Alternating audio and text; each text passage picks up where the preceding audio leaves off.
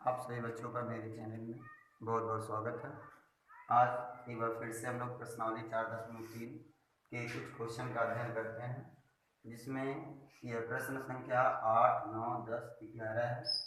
चलिए चारों क्वेश्चन को हल करें। पहले प्रश्न संख्या 8 हल करते हैं। इस प्रश्न में क्या कहा गया पहले उसको पढ़ें और समझें, उसके बाद आप उसको हल करें। प्रश्न में कहा गया है, एक रेलगाड़ी है, एक समान चाल से 360 किलोमीटर की दूरी तय करती है। यदि यह चाल 5 किमी प्रति घंटा अधिक होती तो वह उसी यात्रा में 1 घंटा कम समय लेती। रेलगाड़ी की चाल क्या है? सवाल कहा गया है कि एक रेलगाड़ी है, यदि वह समान चाल से दूरी तय करती, वो भी 360 किलोमीटर का, तो उसका कुछ समय लगता, और यदि उसका चाल 5 किमी प्रति घंटा बढ़ा दिया जाए तो उसी दूरी को तय करने में 1 घंटा कम समय लगता। तो रेलगाड़ी की चाल आपको बताना है। वीडियो देखना स्टार्ट करें जब आप तो अपने पास एनसीईआरटी का मैथ ले रहे हैं और रफ कलम दोनों साथ में रखें। रेलगाड़ी की चाल ज्ञात करने के लिए कहा गया, पहले उसे मान लेते हैं। माना कि रेलगाड़ी की चाल x किमी प्रति घंटा है। माना कि रेलगाड़ी की चाल x किमी प्रति घंटा है। इसके बाद अगर रेलगाड़ी की चाल x किमी प्रति घंटा है, तो अगर 360 किलोमीटर की दूरी तय करे तो कितना टाइम लगेगा। हम यहाँ लिख ले रहे हैं कि x किमी प्रति घंटा की चाल से रेलगाड़ी को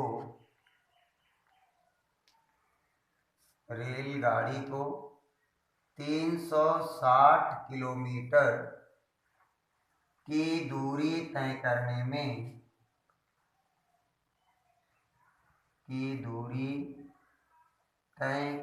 में लगा समय बराबर कि कितना समय लगेगा। तो 360 किलोमीटर की दूरी तय की जा रही है और भी किस चाल से है, x किमी प्रति घंटा की चाल से। तो समय बराबर क्या होता है, दूरी में चाल से भाग दे देना होता है, मतलब दूरी बटा चाल।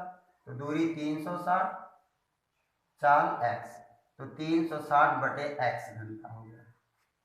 इसके बाद चाल बढ़ाने के लिए कहा यदि हम रेलगाड़ी की चाल 5 किमी प्रति घंटा बढ़ा दें तो इसी दूरी को, मतलब 360 किलोमीटर को ही तय करने में 1 घंटा कम टाइम लेगा। लिख लेते हैं। अब x + 5 किमी की चाल से, सेम वही चीज जितना यहाँ लिखा गया है कि चाल से रेलगाड़ी को 360 किलोमीटर की दूरी तय करने में लगा समय बराबर, सेम चीजें लिखना आपको कि अगर चाल बढ़ा दे 5 किमी प्रति घंटा तो अब 360 किलोमीटर की दूरी तय करने में कितना समय लगेगा। तो दूरी बटा चाल, तो दूरी 360 है, अभी चाल कितना, x + 5, तो इतना घंटा लगा। इसके बाद प्रश्नानुसार आप या तो प्रश्नानुसार लिख करके छोड़ दो, या तो आप लिख सकते हैं क्योंकि जब रेलगाड़ी की चाल में 5 किमी प्रति घंटा की वृद्धि की जाती है तो 360 किलोमीटर की दूरी तय करने में 1 घंटा कम समय लगता है। अतः ऐसे करके भी लिखा जा सकता है, या तो हम ये लिख दें प्रश्नानुसार। तो इसमें कहा जब रेलगाड़ी की चाल x किमी प्रति घंटा था तो रेलगाड़ी को 360 किलोमीटर की दूरी तय करने में कितना टाइम लगा, 360 बटा x। और जब स्पीड बढ़ जाएगा, अब अनुमान अपना ही लगा लीजिए, मान लो साइकिल से हैं 10 किलोमीटर की दूरी तय करना है तो एक समान चाल से चलोगे तब कितना टाइम लग रहा है, थोड़ा स्पीड बढ़ा लोगे तो टाइम कम लगेगा। तो यहाँ जब स्पीड बढ़ गया है तो टाइम, जैसे स्पीड बढ़ा तो टाइम तुरंत ही घट गया। तो टाइम कितना घटा, 1 घंटा घट गया। तो 1 घंटा जब घट गया इसका मतलब 1 घंटा यह अधिक, तो 1 घंटा जब अधिक है तो इसमें 1 माइनस कर दीजिए, 1 माइनस कर दीजिए बराबर कितना, 360 बटे x + 5। अब पक्षांतर कर दो, -1 को दाहिने पक्ष में भेज दो, ये वाले की तरफ, तो 360 बटे x, और ये जैसे बाएं पक्ष में आएगा माइनस में हो जाएगा। 360 बटे x प्लस 5 बराबर माइनस 1 को दाहिने पक्ष में भेज दिए, प्लस 1 हो गया। अंश में दोनों जगह 360 दिख रहा, तो 360 को हम कॉमन ले लेते हैं, तो अंश में 1 बचेगा बटे x, माइनस 360 को कॉमन ले लिए तो अंश में 1 बचेगा और हर में x प्लस 5 बराबर 1 है, नोट कर लेते हैं। 360 उतार लिए। अब ये देखें दोनों का हर बराबर नहीं है, त्रिया गुणा कर दे रहा है। x प्लस 5 का गुणा 1 में होगा x प्लस 5, इधर गुणा होगा माइनस x, हर का गुणा हर में करोगे, x का गुणा x में होगा x स्क्वायर, x का गुणा प्लस 5 में होगा प्लस 5x बराबर दिया है 1, नोट कर लेते हैं। तो यह plus x minus x cancel हो गया, और 360 का गुणा 5 में करेंगे तो 5 का गुणा 0 में होगा 0, 5 का गुणा 6 में होगा 30, 3 5 3 15 और 3 18। इसके बाद बराबर इसका गुणा 1 में कर देंगे तो यह हो जाएगा x स्क्वायर प्लस 5x, और 1800 को हम अगर दाहिने पक्ष में लाते हैं और दाहिने पक्ष को अगर पहले ही नोट कर लें, x square plus 5x minus 1800, क्योंकि 1800 को दाहिने पक्ष में ले आए तो माइनस 1800 हो गया, और बाएं पक्ष में कुछ नहीं बच रहा, 0। आपको मिला एक द्विघात समीकरण। अब इस द्विघात समीकरण को आप हल करोगे, तो द्विघात समीकरण हल करने के लिए आपको करना क्या होगा, यहाँ आप दो अंक ढूंढोगे कि दोनों अंक का गुणा कर दें 1800 आ जाए और घटा दें तो 5 आ जाए, तो 40 45 होता है, 40 और 45 गुणा करके आप देख भी सकते हैं, 0 है, 4 पच्चे 20, 0 हासिल 2, 4 चौके 16 और 2 18, तो 40 का गुणा 45 में करोगे 18 आएगा।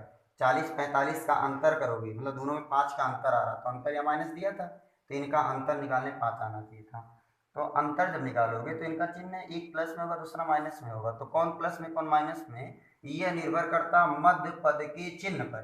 तो 5 के आगे प्लस दिया है तो जो अंक बड़ा है उसके आगे प्लस कर दो, दूसरे के आगे माइनस। इतना सीख लेंगे आपके लिए काम आसान हो जाएगा। और आपको हम इसके पहले भी वीडियो में बता चुके हैं कि शुरुआत में यहाँ कोई अंक नहीं दिया, x स्क्वायर का कोई गुणांक नहीं है, तो पहले वाले ब्रैकेट में x नोट कर लो, पहला अंक -40, फिर दूसरे वाले ब्रैकेट में x लिख लो, फिर दूसरा वाला अंक का +45 और बराबर 0 तो दिया ही है।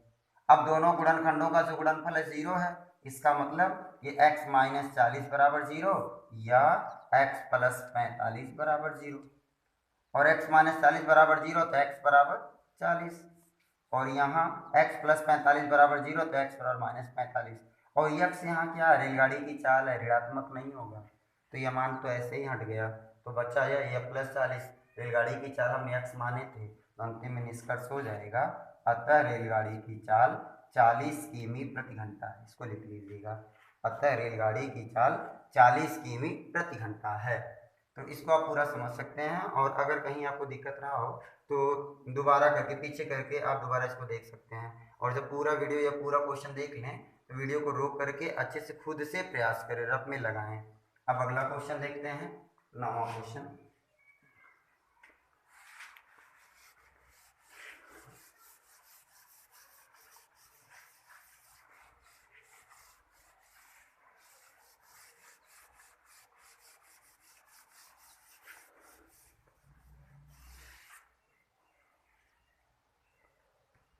प्रश्न संख्या 9।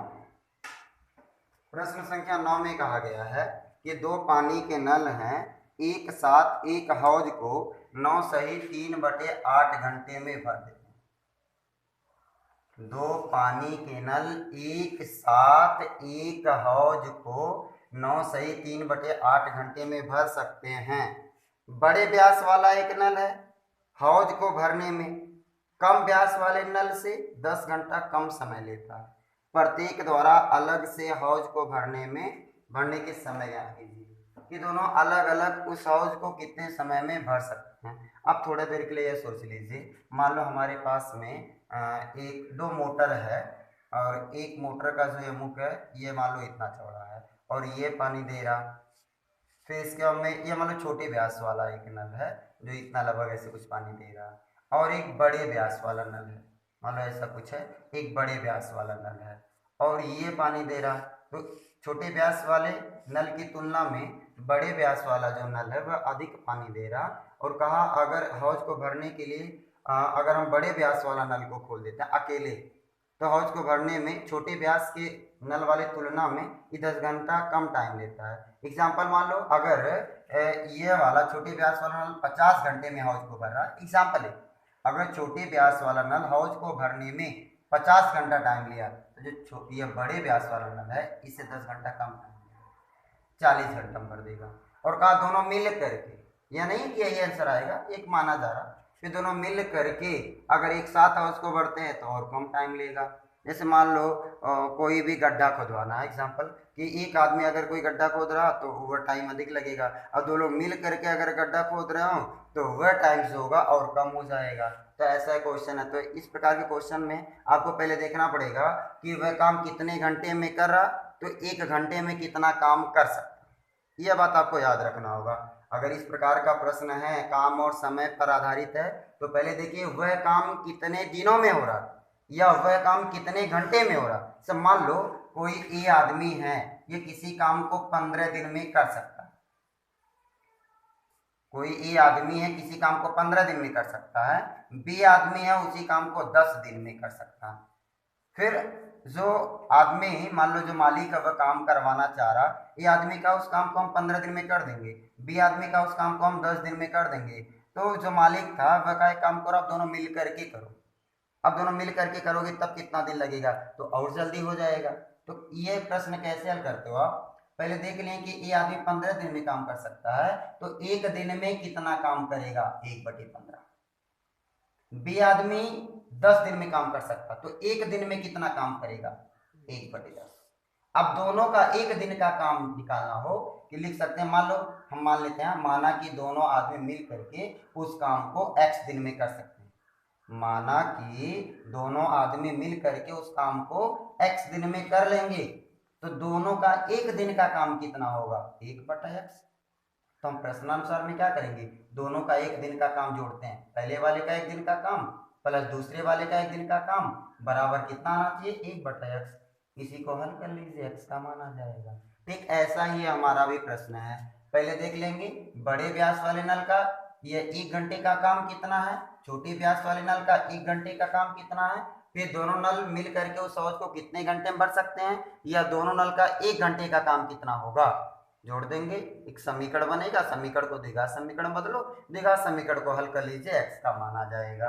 हल करना स्टार्ट करते हैं। पहले इससे थोड़ा क्वेश्चन टफ था, इसलिए थोड़ा एग्जांपल दिया गया, समझाने का प्रयास किया गया कि ताकि आप क्वेश्चन को आसानी से समझ सको।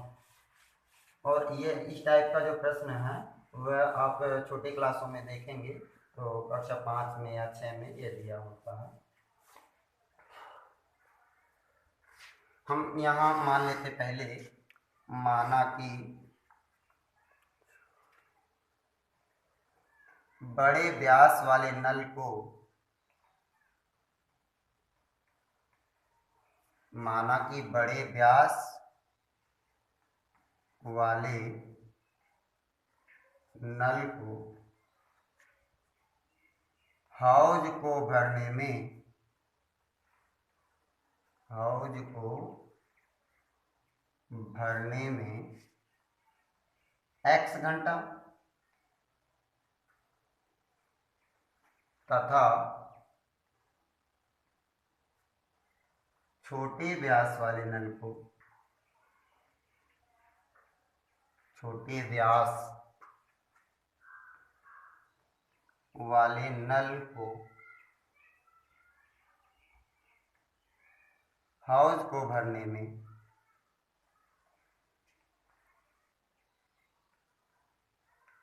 हौज को भरने में इतना छोटे व्यास वाला जो नल होगा वह 10 घंटा अधिक टाइम लेगा। तो बड़े व्यास वाला x घंटा अगर लिया है तो छोटे व्यास वाला 10 घंटा अधिक समय लेगा, तो x + 10 घंटा हो जाएगा, x + 10 घंटा, हौज को भरने में x + 10 घंटा समय लेता है।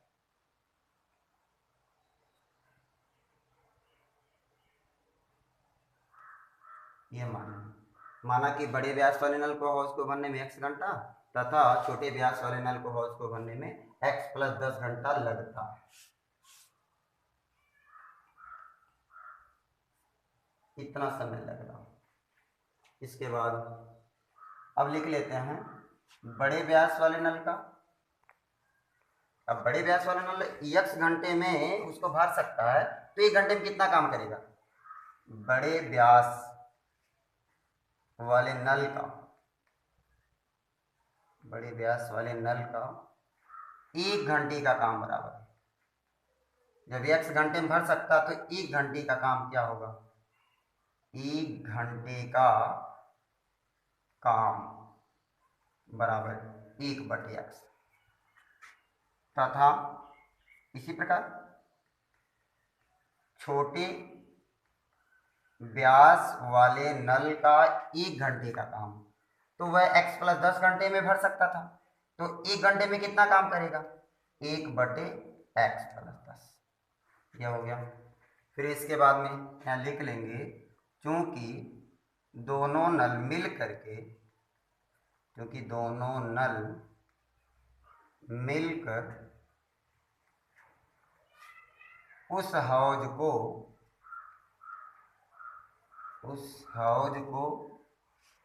9 सही 3/8 घंटे में भर सकते हैं। देखो 9 सही 3/8 का मतलब हो जाएगा कि 8 9 72 3 75 75/8 घंटा। तो 75/8 घंटा में दोनों नल मिल करके उस हौज को भर सकते हैं, तो दोनों का 1 घंटे का काम लिख लेंगे। तो दोनों नल का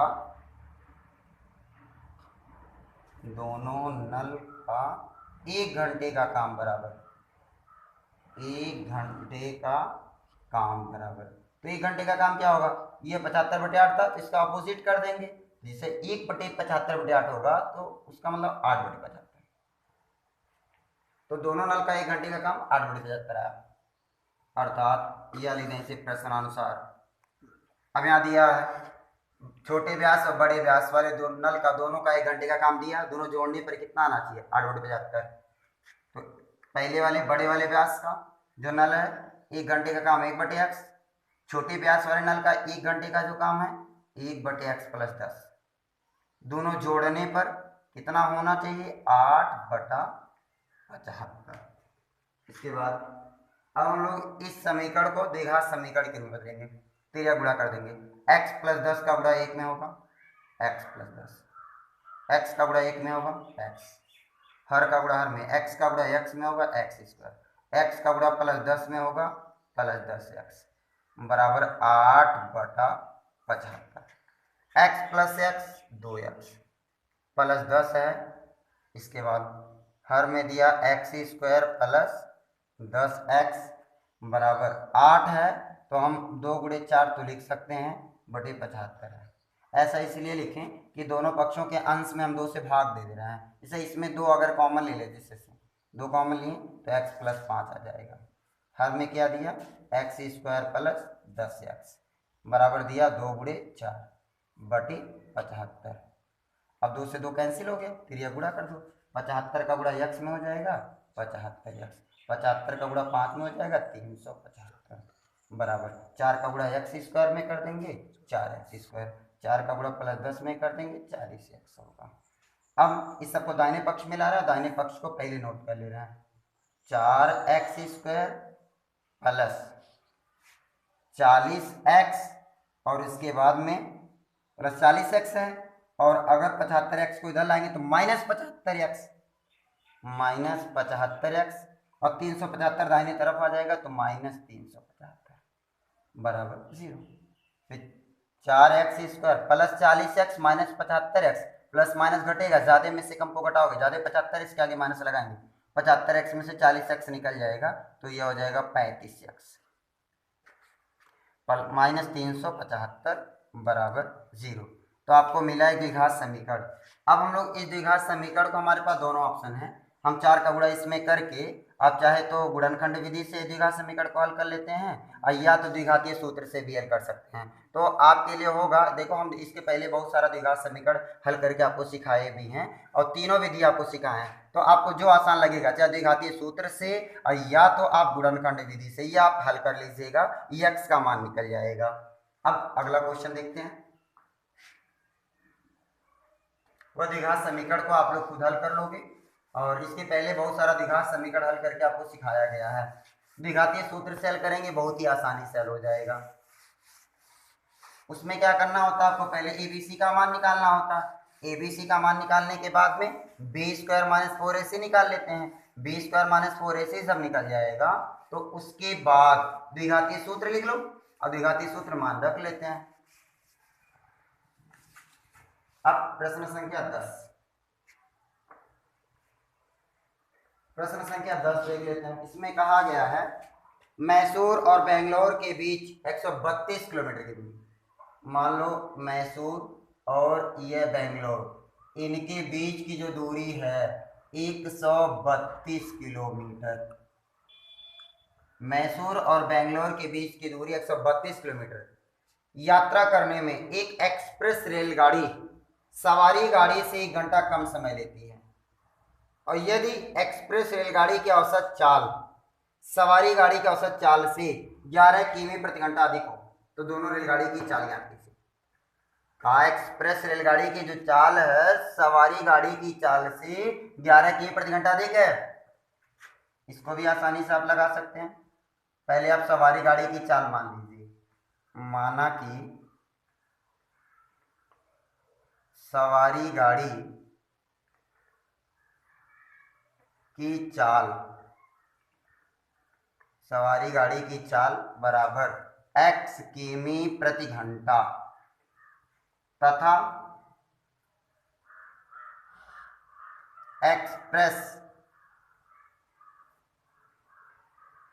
एक्सप्रेस गाड़ी की चाल कितना, सवारी गाड़ी से 11 किमी प्रति घंटा अधिक, x प्लस 11 किमी प्रति घंटा। अब क्या कहा, एक्सप्रेस गाड़ी को 132 मतलब मैसूर से बेंगलोर जाने में एक्सप्रेस जो गाड़ी है वह इसकी तुलना में 1 घंटा कम समय लेता। इसको भी आसानी से कर लो। पहले देख लो सवारी गाड़ी को कितना समय लगा, लिख लेंगे सवारी गाड़ी द्वारा लिया गया समय, सवारी गाड़ी द्वारा लिया गया समय।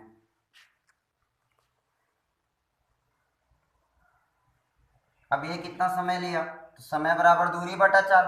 दूरी 132 किलोमीटर तय करना है, किस चाल से, x, तो 132 बटे x घंटा लगा तथा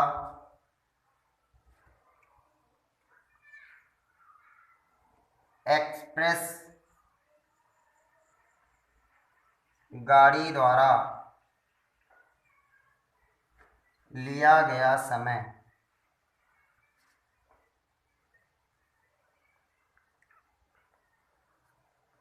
एक्सप्रेस गाड़ी द्वारा लिया गया समय, तो यह भी ऐसे दूरी बटे चाल, तो दूरी उतना ही तय करना है।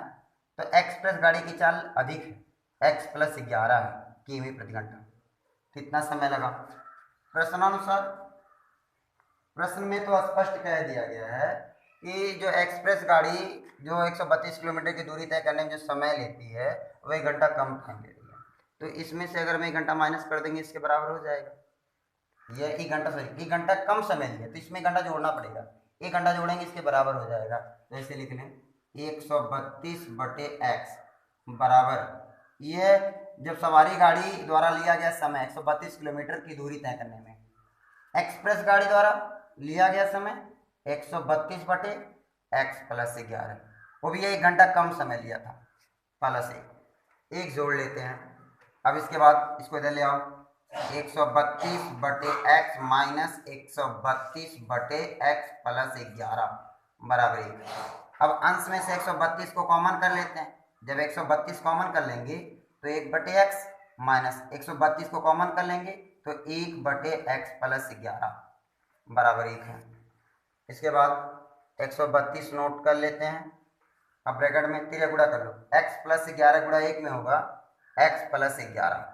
इसके बाद x का गुणा -1 में करेंगे -x, हर का गुणा हर में करोगे, पहले हम 132 नोट किए, फिर यह गुणा किए x प्लस 11 गुणा 1 में x प्लस 11, x का गुणा -1 में -x, हर का गुणा हर में, x का गुणा x में होगा x स्क्वायर, x का गुणा प्लस 11 में होगा प्लस 11x, और बराबर दिया 1, -x प्लस x कैंसिल हो गया, यह दोनों का गुणा कर लेंगे तो 11 दूना 22 का 2 हासिल 2 है, 11 तिया 33, 33 और 2 35, 3, फिर 11 एकम में 11 3 14, और इसका गुणा हम 1 में कर लेते हैं तो x स्क्वायर प्लस 11x, इसको हम दाहिने पक्ष में लाएंगे, दाहिने पक्ष को पहले नोट कर लेंगे, x square plus 11x minus 1452 बराबर 0। तो आपको मिला एक द्विघात समीकरण। तो देखो हम इसके पहले वाले सवाल में भी आपको बताएं कि हम सवाल को पूरा हल करके ला करके द्विघात समीकरण पे छोड़ दे रहे हैं, और आप उस द्विघात समीकरण को हल करके आप आसानी से x का मान निकाल सकते हो, फिर निष्कर्ष लिख दीजिएगा। तो x स्क्वायर के पास कोई गुणांक भी नहीं है, आप खाली 2 अंक ढूंढ लीजिएगा, गुणनखंड विधि से हल हो जाएगा कि दोनों अंकों का गुणा कर दे 1452 से और घटा दे तो 11 आ जाए, तो वह आपका काम होगा, वह आप उसको लगा लीजिएगा। अगला क्वेश्चन देखते हैं, क्वेश्चन नंबर 11।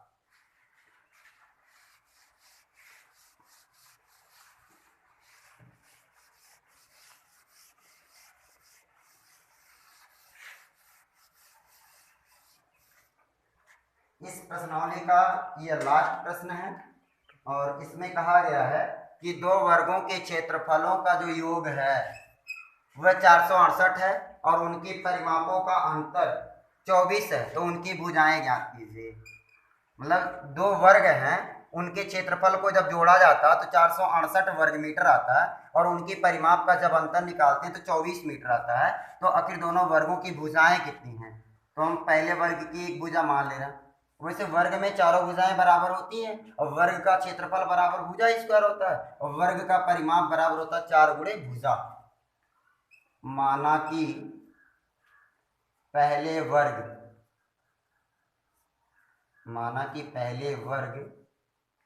की प्रत्येक भुजा,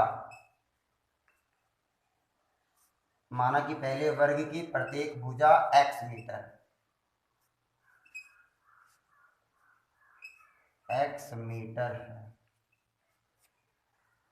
इसके बाद लिख लेंगे प्रथम शर्त से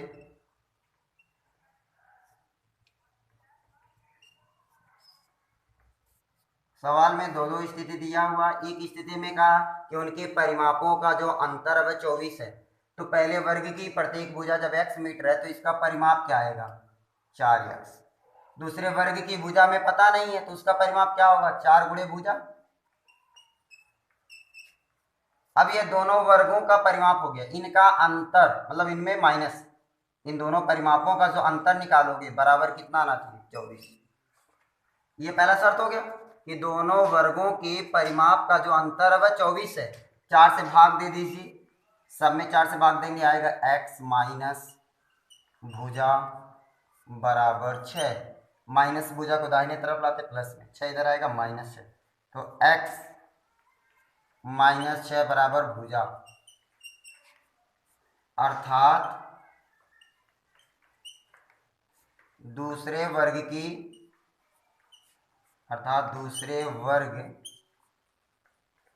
प्रत्येक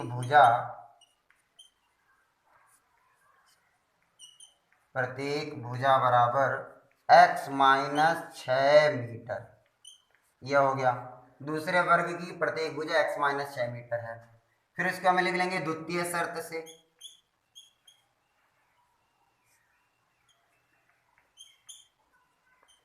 दूसरा शर्त क्या दिया सवाल में, का दोनों का जब क्षेत्रफल जोड़ोगे 468 आ जाएगा, तो क्षेत्रफल वर्ग का कैसे निकलता है भुजा स्क्वायर। तो पहले वर्ग की प्रत्येक भुजा x है तो क्षेत्रफल x स्क्वायर, जोड़ना है दूसरे के क्षेत्रफल को, तो दूसरे वर्ग की प्रत्येक भुजा x -6 है तो भुजा स्क्वायर हो जाता है क्षेत्रफल।